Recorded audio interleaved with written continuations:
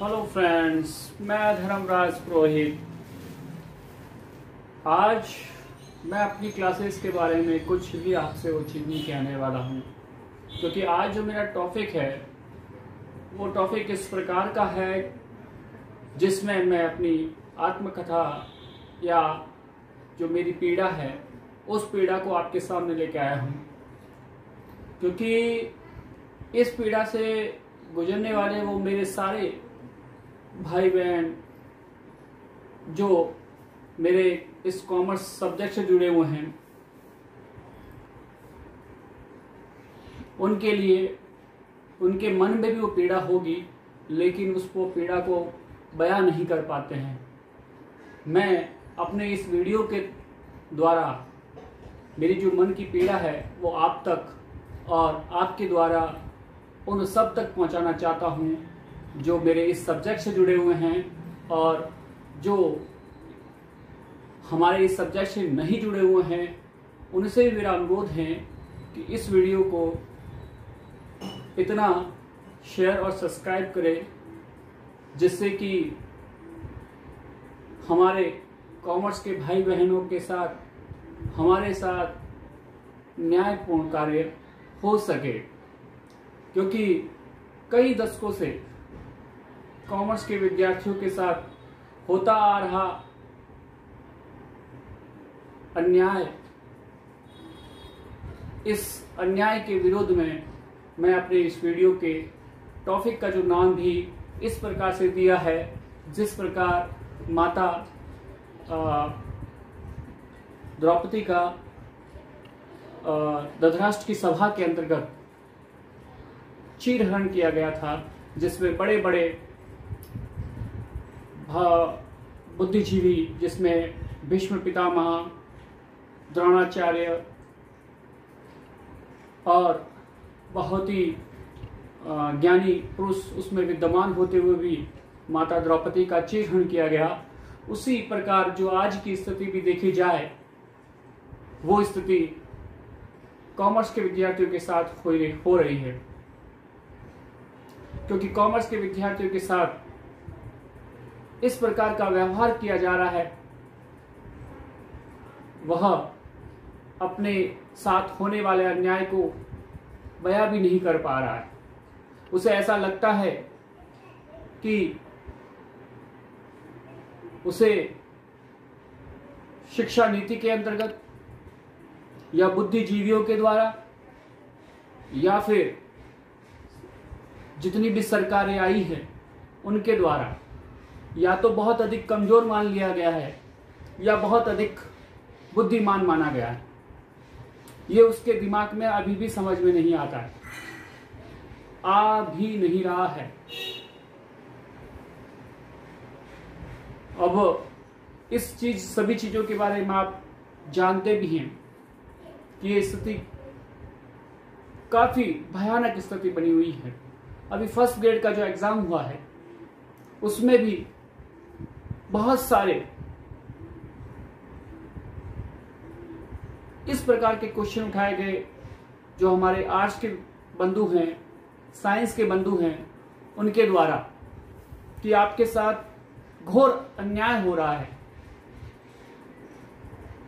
तो ये सारी चीजें मैं आपको इस वीडियो में बताने वाला हूं और पुनः आपसे मेरा निवेदन है कि मेरे इस वीडियो को इतना शेयर करें कि जो इस पीड़ा से गुजर रहा व्यक्ति है वो मेरे इस अभियान से जुड़ सके।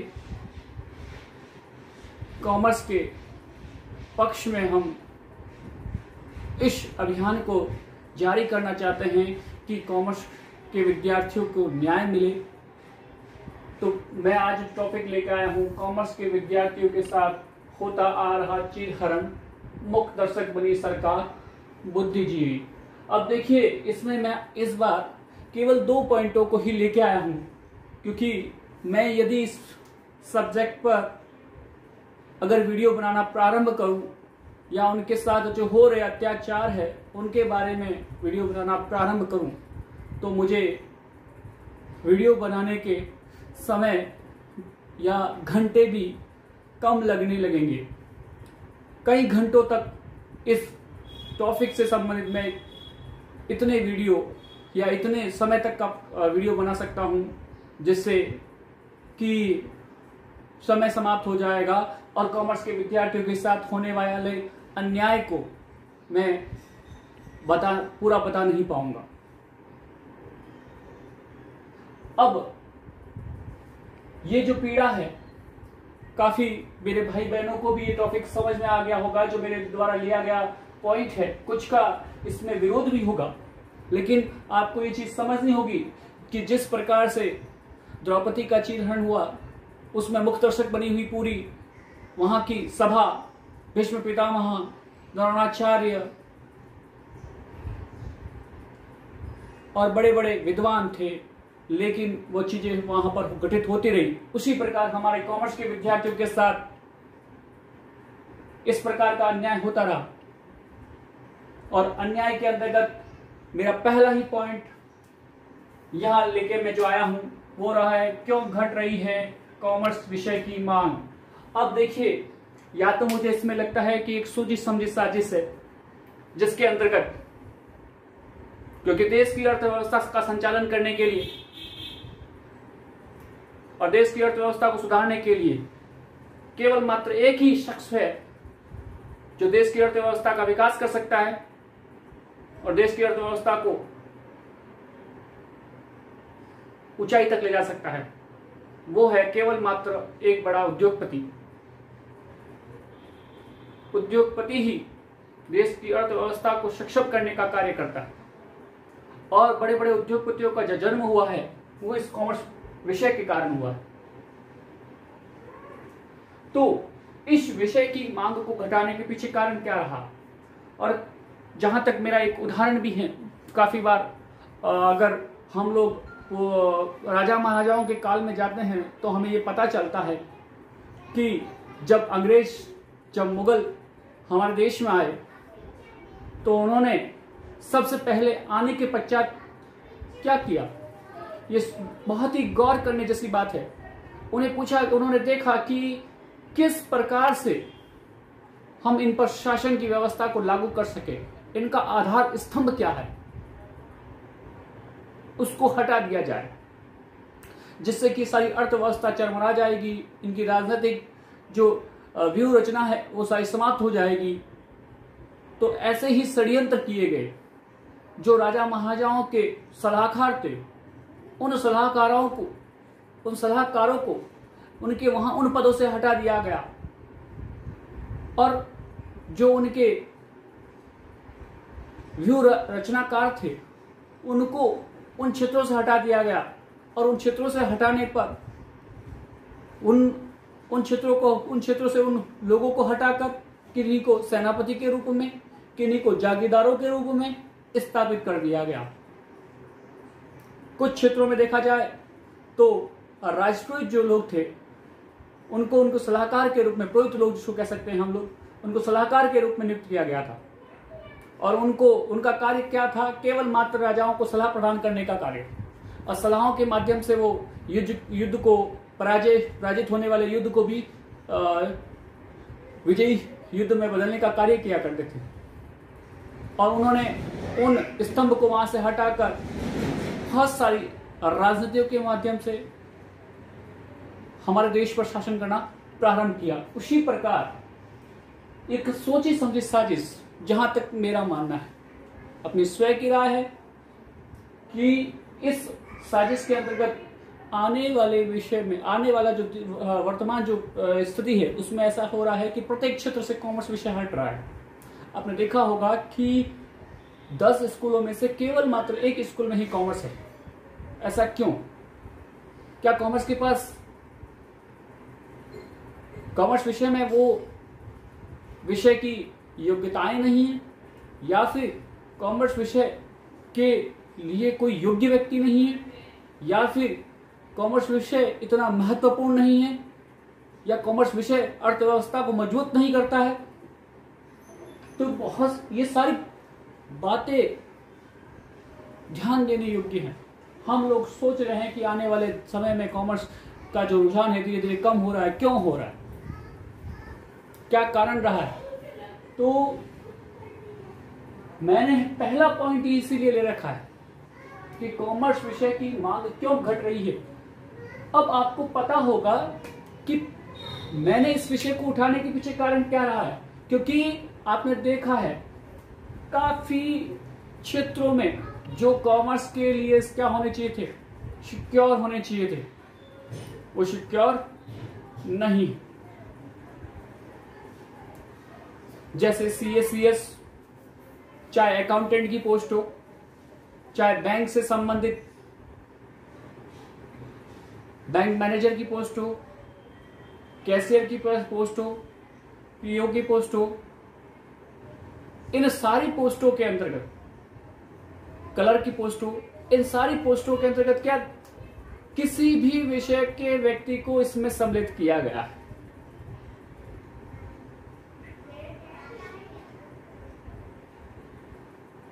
यहां हमारे लिए वो विषय सेफ नहीं रहा,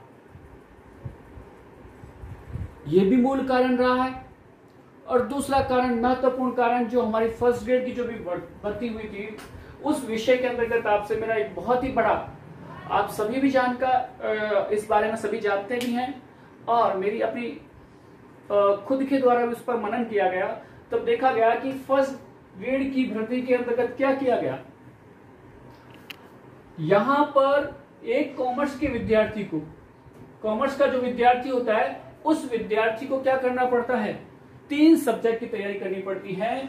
अकाउंट्स की करनी पड़ती है, और बिजनेस ऑर्गेनाइजेशन की करनी पड़ती हैं, और उसी के साथ साथ उसे इकोनॉमिक्स की भी स्टडी करनी पड़ती है। यानी एक कॉमर्स के विद्यार्थी को यदि फर्स्ट ग्रेड की नौकरी चाहिए, फर्स्ट ग्रेड की जॉब चाहिए, तो ये 3 सब्जेक्ट उसे कवर करने पड़ते हैं, उसे ये 3 सब्जेक्ट कवर करने पड़ते हैं, जब जाके वो फर्स्ट ग्रेड की जॉब प्राप्त कर सकता है। लेकिन जो हमारे आर्ट्स के बंधु हैं, जो हमारे साइंस के बंधु हैं, उन बंधुओं को यदि वो इतिहास से MA किए हुए हैं, तो केवल मात्र इतिहास की तैयारी करनी पड़ती है। चाहे वो भूगोल से है तो भी उन्हें भूगोल की ही तैयारी करनी पड़ती है, चाहे वह हिंदी से हैं तो केवल मात्र हिंदी की ही तैयारी करनी पड़ती है। और जो हमारे साइंस यानी MSc किए हुए बंधु है, उन्हें केमिस्ट्री की हो सकती है, फिजिक्स की हो सकती है, या फिर हम लोग कह सकते हैं कि बायो, मैथ्स, इन्हीं की तैयारी करनी पड़ती है, केवल एक सब्जेक्ट की तैयारी करनी पड़ती है। लेकिन कॉमर्स के विद्यार्थियों को 3 सब्जेक्ट की तैयारी करके एक शीट को प्राप्त करना पड़ता है। अब ये जब मैं चीजें सोचता हूं ना, तो मुझे रातों को नींद नहीं आती, और कभी कभार मैं बैठे बैठे हंसना प्रारंभ कर देता हूं। क्यों? इसके पीछे भी मूल कारण देखिए, सरकार हमें 8वीं तक पढ़ाने की योग्य नहीं मानती है। BCom BEd किया, अभी रीट में चल रही है प्रोसेसिंग की, हम लोग उनको 3rd ग्रेड में शामिल कर लेंगे कॉमर्स वालों को। लेकिन सोचिए कि एक 12th पास किया हुआ बंदा 8 तक को पढ़ा सकता है, लेकिन एक BCom BEd किया हुआ बंदा 8 तक को नहीं पढ़ा सकता, 8 तक को नहीं पढ़ा सकता है। तो ये कैसी नीति है कि 12th पास किया हुआ बंदा 8वीं तक को पढ़ा सकता है, लेकिन एक BCom BEd किया हुआ 8वीं तक को पढ़ा नहीं सकता है। उसके साथ साथ यहां तो हमें 8वीं के योग्य भी नहीं माना गया है, और यहां हमें 3 सब्जेक्ट का ज्ञाता माना गया। 3 सब्जेक्ट का, कि ये तो इतने इंटेलिजेंट है, इतने महान व्यक्ति हैं कि ये 3 सब्जेक्ट पढ़कर अपनी जॉब को प्राप्त कर लेंगे, वो भी सीधी फर्स्ट ग्रेड। ये तो बाकी के जो है हमारे भाई बंधु, ये तो केवल एक सब्जेक्ट पढ़ के ही फर्स्ट ग्रेड की जॉब प्राप्त करेंगे।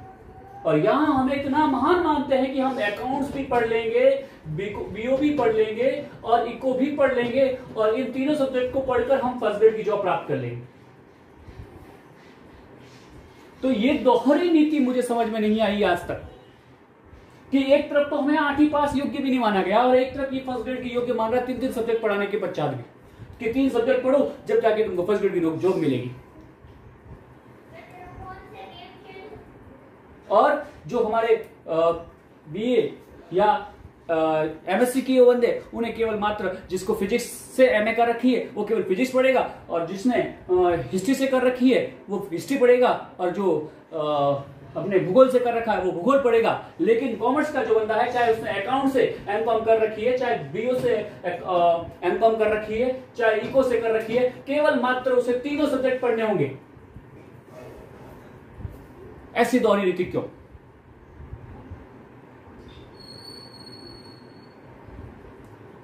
तो मुझे ये समझ में आज तक नहीं आ रहा है कि इतना योग्य सरकार हमें कैसे मान लेती है। एक तरफ तो कहती है कि हम 8वीं पढ़ाने के योग्य नहीं है, हम लोग 8वीं भी नहीं पढ़ा सकते, 8वीं तक के बच्चों को नहीं पा रहे हैं, और एक तरफ कहती है कि आप तो इतने महान हो कि आपको फर्स्ट ग्रेड पढ़ाने के लिए 3 सब्जेक्ट पढ़ सकते हो, और हम इतने महान हैं कि जिस क्षेत्र में, जिस स्कूल में वैकेंसी, जिसकी सीट खाली होगी वो कह देंगे भैया ये पढ़ा लो। अगर गवर्नमेंट जॉब लग भी जाती है फर्स्ट ग्रेड की तो उसमें क्या होता है, सीधा हमें कहा जाता है कि अगर आपने अकाउंट्स एमकॉम अकाउंट्स में कर रखी है तो बिजनेस पढ़ा दीजिए, क्योंकि वहां सीट क्या खाली है, बिजनेस की खाली है। या फिर कह देते हैं इकोनॉमिक्स पढ़ा दीजिए, और इको से कर रखा है तो अकाउंट पढ़ा दीजिए। इतना योग्य मान रखा है।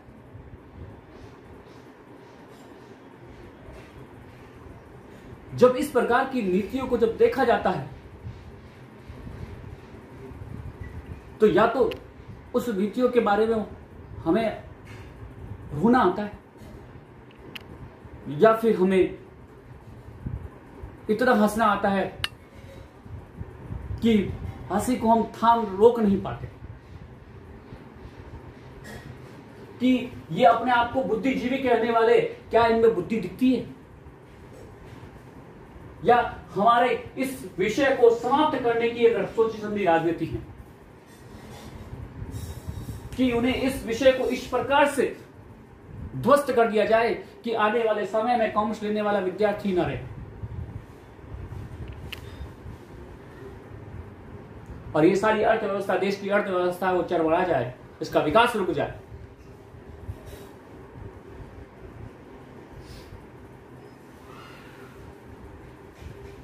तो ये जो भेदभावपूर्ण, जो मैंने सेकंड पॉइंट दे रखा है, प्रतियोगिता परीक्षाओं में भेदभावपूर्ण नीति।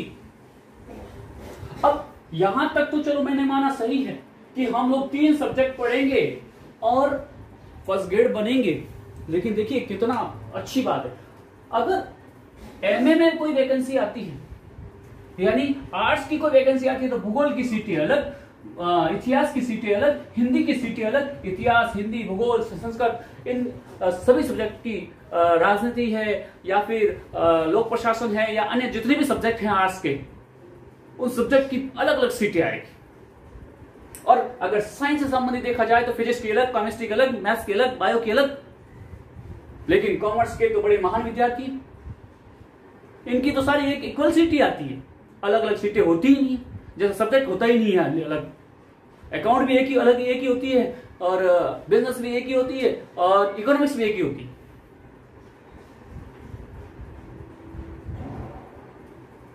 अगर मित्रों आज अगर हम लोग नहीं जागे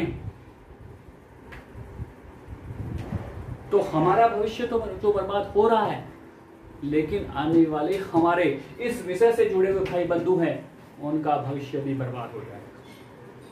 और आने वाले समय में ये विषय हमें केवल सुनने को मिलेगा कि कॉमर्स का विषय हुआ भी करता था।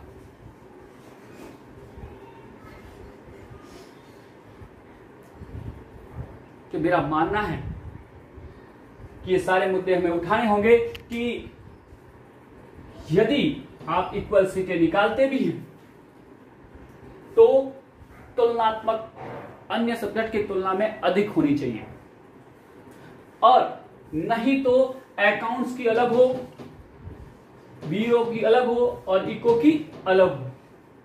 अगर ये अलग अलग सीटें नहीं होती हैं तो इस वैकेंसी को निकालना सरकार के लिए हमारे साथ किया जाने वाला अन्याय होगा। क्योंकि प्रत्येक व्यक्ति हर विषय में परिपूर्ण होता है, यह संभव नहीं है। कोई अकाउंट्स में होशियार होता है, कोई बिजनेस में होता है और कोई इकोनॉमिक्स में होता है। मैं एक बात पूछना चाहता हूं कि जब इकोनॉमिक्स की जब सीटें आती हैं तो क्या एमकॉम अकाउंट से किए हुए बंदे को क्या इसमें सम्मिलित किया जाता है? नहीं किया जाता। वो तब तो कहते हैं नहीं, आपको एमए या एमकॉम इन इकोनॉमिक्स में करनी होगी। क्यों? यहां तो हम लोग बड़े महान बन जाते हैं कि आप ये तीनों सब्जेक्ट के अंदर कंपल्सरी इसको पढ़िए, यानी अकाउंट्स पढ़ो, बिजनेस पढ़ो और इको पढ़ो, इन तीन को पढ़ो और फिर फर्स्ट ग्रेड बनो। इस प्रकार की नीति अपनाई जाती है। लेकिन यहां सरकारें ये नहीं कहती कि यहां पर आप 3 सब्जेक्ट पढ़ रहे हो तो एमए इन इकोनॉमिक्स या इकोनॉमिक्स की जो फर्स्ट ग्रेड की सीटें आ रही है उसमें एमकॉम वाला, चाहे वो एमकॉम अगर इको के अंदर सीटें आती है फर्स्ट ग्रेड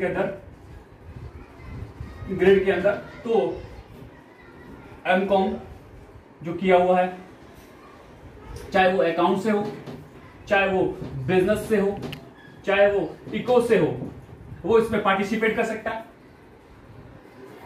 उस वक्त सरकारें नहीं बोलती, क्योंकि यदि ये सरकारें कर दे या बुद्धिजीवी इसके साथ इनको जोड़ दे तो कॉमर्स वाला का भला हो जाएगा। कुछ कॉमर्स वाले इस सब्जेक्ट से जुड़ जाएंगे या इन्हें गवर्नमेंट वैकेंसी मिल जाएगी, ऐसा हो जाता है। तो ये इस प्रकार की जो सरकारों के द्वारा, बुद्धिजीवियों के द्वारा जो शिक्षा नीतियां बनाई जा रही हैं, अभी हमारे मोदी साहब है, उनके द्वारा शिक्षा नीति में परिवर्तन किया जा रहा है। तो यदि जब तक हम इस विषय के बारे में आवाजें नहीं उठाएंगे तब तक हमें न्याय मिलने की संभावनाएं नहीं। अगर न्याय चाहिए तो आपको मेरे साथ कंधे से कंधे मिलाकर चलना होगा। और मेरे इस वीडियो को आपको लग रहा होगा कि ये भैया या ये सर तो केवल मात्र अपने इस वीडियो को सब्सक्राइब बढ़ाने के लिए, व्यूज बढ़ाने के लिए, लाइक्स बढ़ाने के लिए, कमेंट्स बढ़ाने के लिए कर रहे हैं। लेकिन मैं भी, मेरा 2006 का बीकॉम है, 2009 का मैंने लॉ किया है, 2010 का मेरा बीएड है, 2012 का मेरा एमकॉम है, 2013 का भी मेरा एमकॉम इन अकाउंट्स है, 2014 का मेरा एमए है और 2014 से 2014 के बाद कुछ गैप हो गया, उसके बाद मैं पीएचडी स्कॉलर हूं। और इस थक के हारने के बावजूद भी अब मैं एमए इन इकोनॉमिक्स कर रहा हूं। उसके पीछे कारण क्या रहा? यही कि इस सब्जेक्ट के अंदर अकाउंट्स पढ़ो, बिजनेस पढ़ो, इको पढ़ो और फिर फर्स्ट ग्रेड पढ़ो। इतनी सारी रामायणों को पढ़ने के बाद ये फर्स्ट ग्रेड लग पाई। लेकिन अन्य विषयों के हमारे जो भाई बंधु है, चाहे वो आर्ट्स विषय के हो, चाहे वो साइंस विषय को, केवल मात्र उन्हें एक विषय ही पढ़ना पड़ता है। तो मेरे जो आर्ट्स के, साइंस के भाई बंधु है, उनसे मेरा निवेदन है कि जो आपके कॉमर्स के भाई बंधुओं के साथ हो रहा अन्याय है, उस अन्याय के खिलाफ आप भी अपनी आवाज को बुलंद करें और इस वीडियो को अधिक से अधिक लोगों को शेयर करें, जिससे कि मेरी आवाज, मेरा जो इस वीडियो को बनाने का जो कारण, मकसद है, वो परिपूर्ण हो सके। हाँ, इस वीडियो में जो भी मैंने आपको कहा हो सकता है कहीं कुछ शब्द मेरे अपशब्द निकल गए हो, किसी को मेरी बातों से ठेस पहुंचा हो, तो मैं इस वीडियो के माध्यम से ही उसे क्षमा मांगता हूं, क्योंकि मैं अपनी भावनाओं को कंट्रोल नहीं कर पाया। क्योंकि इस पीड़ा से गुजरना बहुत ही ज़्यादा भयानक रहा है मेरा एक्सपीरियंसेस से संबंधित। इसलिए मेरे इस अभियान के तहत, यानी कॉमर्स के विद्यार्थियों को न्याय मिले, इस अभियान के अंतर्गत, या फिर ये एक और इसका अन्य उद्देश्य बन सकता है, जागो कॉमर्स के विद्यार्थी जागो, अगर अब नहीं तो कभी नहीं। और इसी के साथ मैं अपनी वाणी को यहाँ विराम देता हूँ। मुझे ये लगता है कि आप सभी भाई बहनों के द्वारा मुझे इस क्षेत्र में या इस न्याय के प्रति आपका सहयोग मिलेगा।